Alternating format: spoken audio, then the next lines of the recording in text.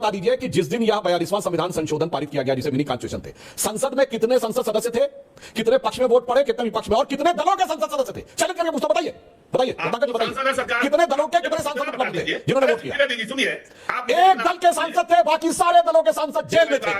आपने तो विपक्ष जीरो था, जीरो पोजीशन में किसी को कोई बोलने वाला था ही नहीं। चलो भाई देखो अब मैं क्या करता हूँ, आइए देखते हैं, मजा आएगा। और जब आप बोलते हैं ये तो धर्म है ततो जया, तो आप सनातन की ही बात नहीं करते हैं। धर्म क्या है? धारते इति धर्म, जो धारण करते हैं वो धर्म है। आपका धर्म क्या है? आप दूसरों को गाली दे रहे हैं। जब बड़बोला बंद करेंगे, होश बोले जी, तो बोलूंगा। सारी बात बताई किदवई जी ने, किस तरह से संघ ने कॉन्स्टिट्यूशन को माना नहीं, इंटरव्यू से लिखे ने, लेकिन अर्नब गोस्वामी सुन नहीं रहे हैं। 42 अमेंडमेंट पे पड़े हुए हैं। आप अर्नब जी बताइए ना, डिस्प्रूव करिए ना। क्या क्या कहना है मुझे, क्या प्रूव करना है, क्या प्रूव करना है?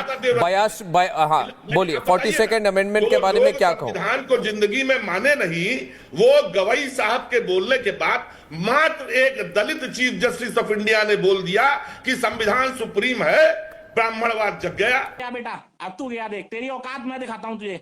आकर जी से सिर्फ ये पूछना चाहता हूं, चलिए अभी लोकतंत्र का नकाब उचरता है इनके चेहरे पर जो है, ये बता दीजिए कि जिस दिन यह 42वां संविधान संशोधन पारित किया गया जिसे मिनी कॉन्स्टिट्यूशन थे, संसद में कितने संसद सदस्य थे, कितने पक्ष में वोट पड़े, कितने विपक्ष में, और कितने दलों के संसद सदस्य थे? चैलेंज करके पूछता, बताइए बताइए रत्नाकर जी, बताइए कितने दलों के कितने सांसद उपलब्ध थे जिन्होंने वोट किया? सुनिए, एक दल के सांसद थे, बाकी सारे दलों के सांसद जेल में थे। आपने तो विपक्ष जीरो था, जीरो पोजीशन में किसी को कोई बोलने वाला था ही नहीं। अद्भुत अद्भुत अद्भुत लोकतंत्र था साहब, ऐसा अद्भुत लोकतंत्र था जो देश को देखने को नहीं मिलता। वही मानसिकता कांग्रेस पार्टी में है।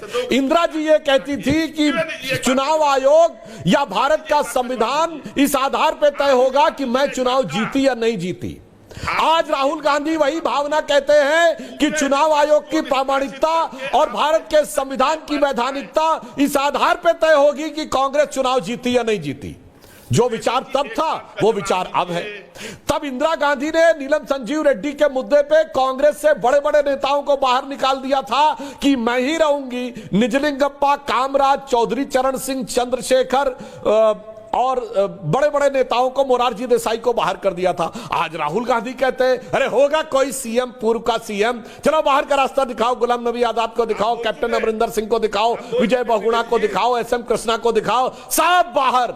वही मानसिकता तब थी, वही मानसिकता आज है। और बार बार त्रिपाठी जी, आप क्यों जाति का मामला लाने लगते हैं? अरे इस देश में एक ही प्रधानमंत्री था जिसने अपनी जात अपने नाम के आगे लगाई। वो कौन थे? आपके प्रधानमंत्री और देश के पहले प्रधानमंत्री पंडित जवाहरलाल नेहरू। और वो पंडित जो बीफ भी खाते थे, वो पंडित जो स्कॉच पीते थे, वो पंडित जो संस्कृत का एक वाक्य नहीं बोल सकते थे, वो पंडित जिन्होंने किताबें अंग्रेजी में लिखी मगर उसके बावजूद नाम के आगे पंडित जवाहरलाल नेहरू, पंडित कमलापत त्रिपाठी। हमने कभी पंडित अटल बिहारी वाजपेयी नहीं कहा। जात का यूज तब आपको पंडित सूट करता था, तो आज जब राहुल गांधी को सूट करता था तो मैं कौन ब्राह्मण हूं, अब कुछ और सूट करता है तो ये। इसीलिए कहते हैं मौसम के लिहाज से बदलते रहते हैं तो जनता का आप पे विश्वास नहीं होता मेरे भाई। गजब बेइज्जती है।